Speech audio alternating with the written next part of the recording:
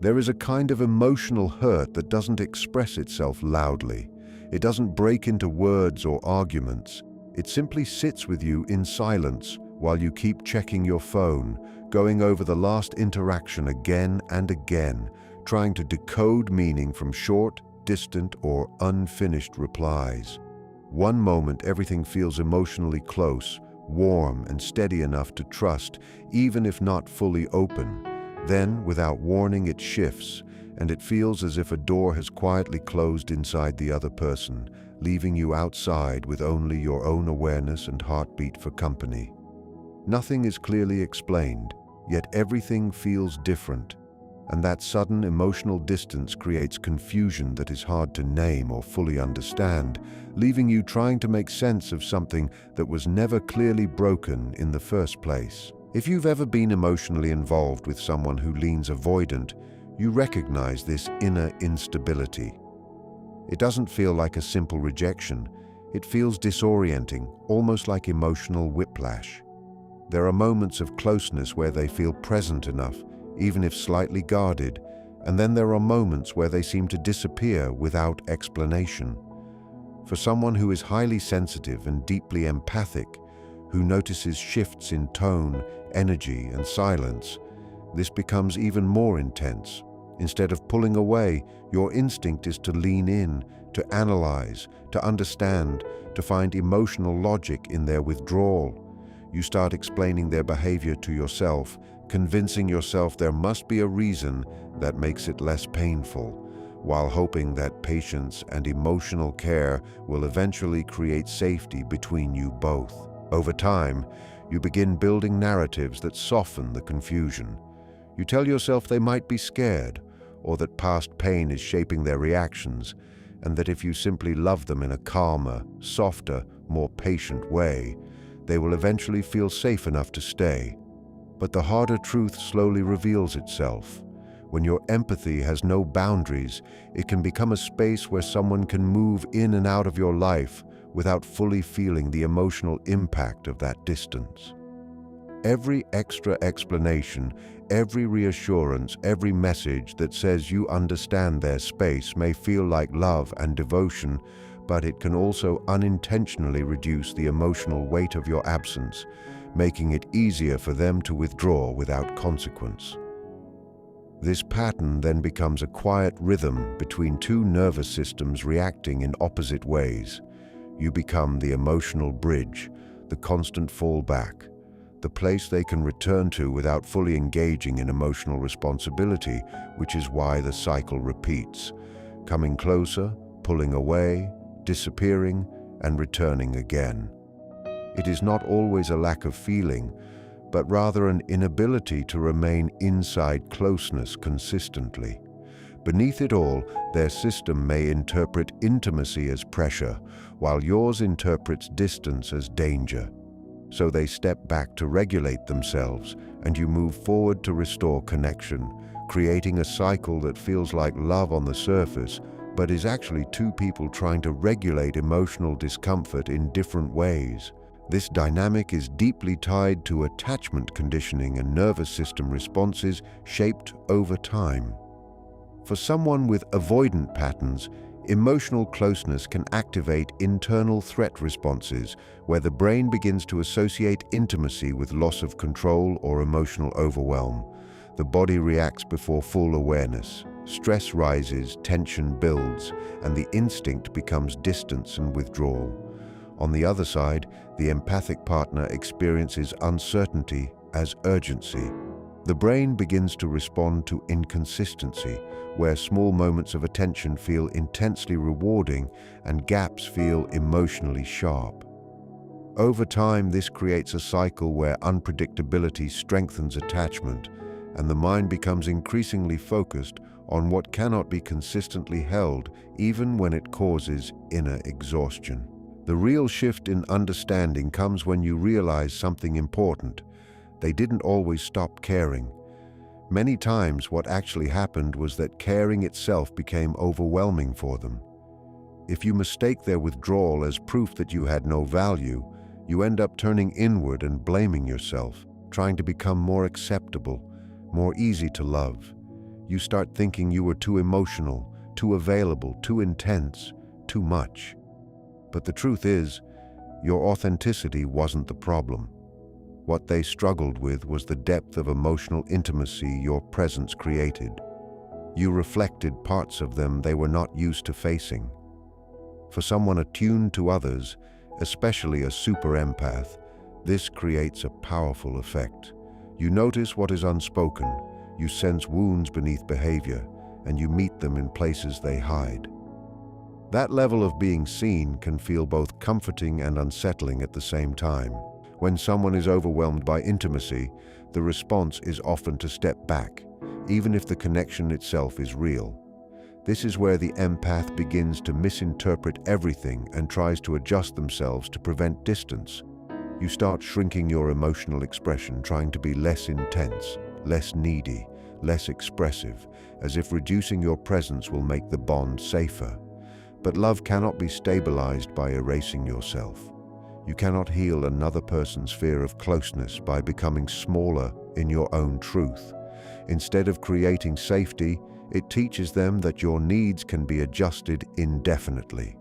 Over time, this creates a pattern where you begin to justify their inconsistency, reinterpret their silence as depth, and label your exhaustion as patience. Slowly, empathy stops being connection and starts becoming self-neglect disguised as understanding. The real shift begins when you stop participating in the cycle. Instead of chasing explanations or trying to smooth over the distance, you begin to withdraw your emotional labor. For someone deeply empathic, this is not easy, because so much of your identity has been built around responding, fixing, and holding emotional space for others. When you stop doing that, it can feel uncomfortable, even like abandonment at first.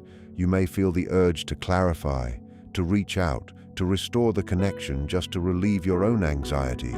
But what feels like closure is often just a way of avoiding the discomfort of not being chosen in the way you expected.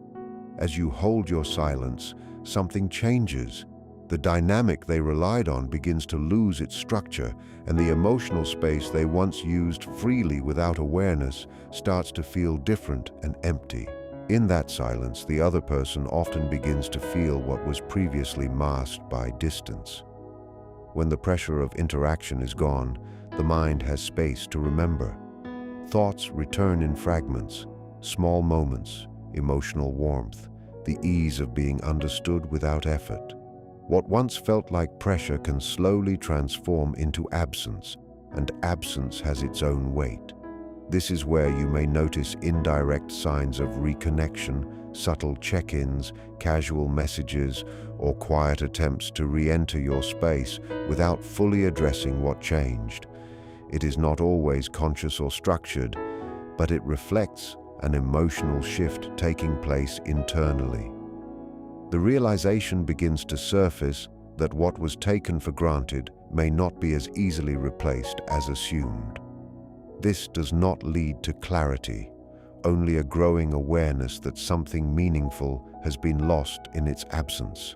Eventually, it becomes clear that your real influence was never just about how deeply you loved, but about what your presence awakened in others. The way you understood without forcing explanation, stayed emotionally aware, and held space without judgment leaves a lasting impression. You were not simply reacting to them. You were reflecting something in them rarely encountered. Even when someone distances themselves, the emotional imprint of being seen so clearly does not disappear easily. They may move forward, distract themselves, or attempt to rationalize what they felt, but certain experiences remain embedded in memory. They often struggle to recreate not attention or interaction, but the feeling of being deeply understood in a safe, unforced way. That connection is not easily replaced. That's why they often find their way back into your awareness. That's why your presence still surfaces in their quiet moments, why your energy doesn't just disappear when the conversation ends. It isn't because you were flawless or ideal, but because something in the connection felt real enough to leave an imprint. Still, This is the point where clarity becomes essential. Do not mistake their return for proof that anything has truly changed. This is where many people fall back into the same emotional cycle, because when someone who withdrew suddenly reappears, it feels like confirmation. It can feel like your worth is finally being recognized, like absence finally created longing, like love finally worked. But attention is not the same as transformation, and emotional nostalgia is not the same as emotional maturity. Missing you does not automatically mean they can hold you in a healthy way when closeness returns again. If they return only because your absence created discomfort, but not because they have developed the ability to stay present through intimacy, then nothing new is actually beginning. It only feels new because the emotional chemistry reactivates. The hope comes back quickly, the nervous system responds, and the body confuses reconnection with resolution. But unresolved patterns do not become safe simply because they become emotional again. If you step back into the same dynamic without real change, you are not entering a healed connection. You are stepping back into the original wound with renewed expectation, and that is what makes it more painful the second time, because now hope is fully awake again, and hope always deepens the impact of disappointment when the pattern repeats itself. When they reappear, what matters is not the emotional intensity of their return, but their behavior once closeness is present again. Do they stay consistent when things feel real, or do they begin to withdraw again? Do they communicate openly when overwhelmed, or do they disappear and return as if nothing happened? Do they take responsibility for their patterns, or do they speak in vague emotion without real accountability? Do they make room for your inner world, or only reconnect when they want access to your warmth again? There is a clear difference between wanting connection and wanting emotional relief. One builds something stable over time, the other only seeks comfort without structure. And learning to see that difference clearly is where emotional self-protection begins. For the super empath, growth starts the moment validation is no longer dependent on someone returning. You begin to understand that impact does not require ongoing access. What you offered was real. What they felt was real. But neither of those truths require you to remain stuck in uncertainty. When you stop needing their return to confirm your significance, something inside you stabilizes. You stop over-explaining, stop chasing meaning, stop trying to decode every shift in tone or silence.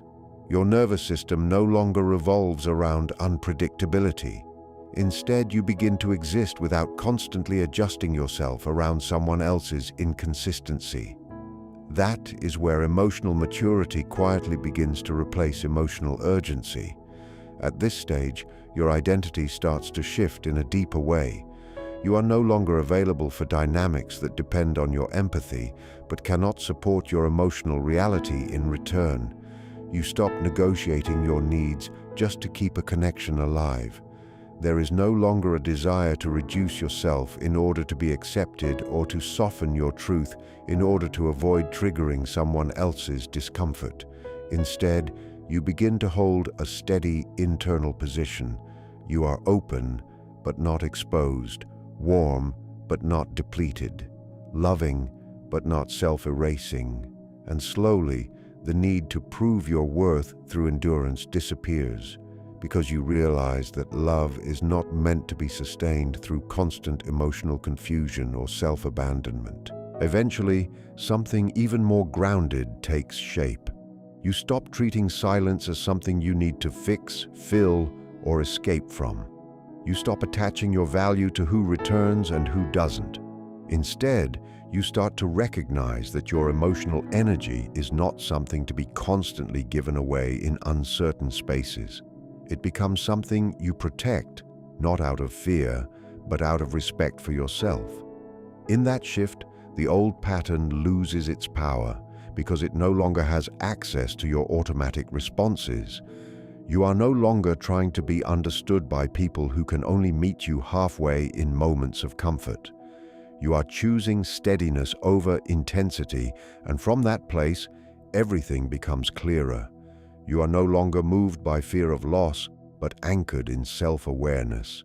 Some people will respond to that change, others will not, and some will continue to feel you deeply without ever learning how to hold what they feel. That is no longer your responsibility to manage or resolve. Your path becomes simpler, not easier, but clearer. You learn to remain with yourself without abandoning your own needs in the name of connection. And in that stability, you become unavailable not in an emotional game-playing sense, but in a grounded way that no longer allows old patterns to take root again. What makes this whole dynamic so psychologically sticky is that it is not actually built on one person not caring and the other person caring too much. It is built on two nervous systems trying to regulate themselves in opposite ways and accidentally using each other as regulation tools. The avoidant system tends to downshift when intimacy rises, not because connection is meaningless, but because closeness activates internal pressure. Too much expectation, too much exposure, too much emotional visibility at once. So withdrawal becomes a form of self-soothing. On the other side, the empathic system often does the opposite. Distance registers as uncertainty, and uncertainty feels like danger. So the natural response becomes reaching, explaining, repairing, trying to restore emotional contact as quickly as possible. Neither side is trying to harm the other. Both are trying to stabilize their internal state using whatever strategy feels familiar. The problem is that these two strategies reinforce each other. The more one person withdraws, the more the other pursues. The more one pursues, the more the other feels pressure. And over time, this creates a loop where both people start reacting to each other's nervous system instead of actually relating to each other as grounded individuals. It becomes less about love and more about regulation. One person becomes the space where emotions are offloaded, and the other becomes the space where emotions are constantly managed. That is why the connection feels so intense and so consuming. It is not just emotional attachment, it is physiological activation happening in real time. What deepens the confusion is that moments of closeness do exist in this pattern, and they feel very real. The avoidant partner is not emotionally absent all the time, and the empath is not always overwhelmed. There are intervals where everything feels aligned, intimate, even safe. And those moments create powerful emotional memory. The brain starts to associate relief with the person, not stability. So instead of asking, "Is this consistent and healthy over time?" the system starts asking, "When will I feel that closeness again?" That shift is subtle but important because it turns connection into anticipation. And anticipation is one of the strongest drivers of emotional fixation. In the end, what this all comes down to is not who cared more, who left, or who came back. It comes down to whether the connection ever gave you something stable enough to grow inside of, or whether it kept you emotionally suspended between closeness and confusion.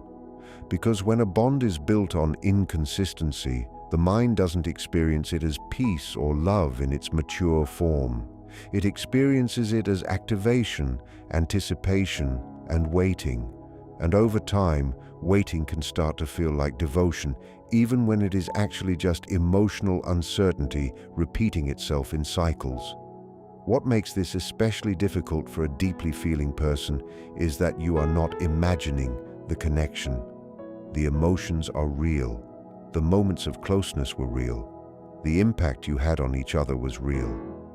But reality alone is not the same as sustainability.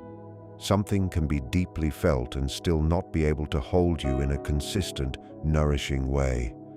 And when those two things get mixed together, feeling and functioning, it becomes very easy to mistake emotional intensity for emotional destiny.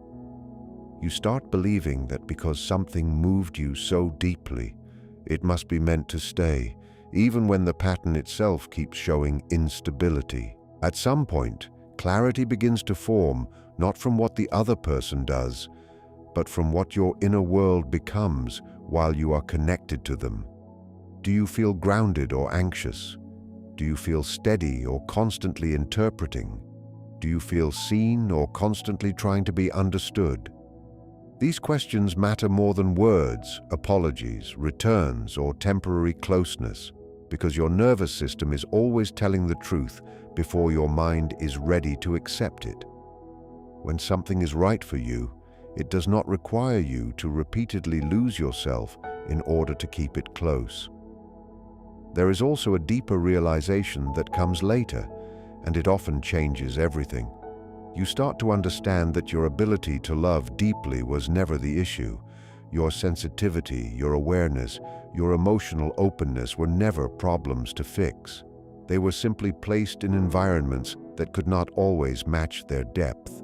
And when that mismatch happens repeatedly, you begin to think something is wrong with your capacity to love, when in reality, what was missing was emotional reciprocity and consistency from the other side. This is where growth quietly begins. Not in becoming less feeling, not in shutting down your emotional nature, but in learning where that emotional nature belongs and where it does not.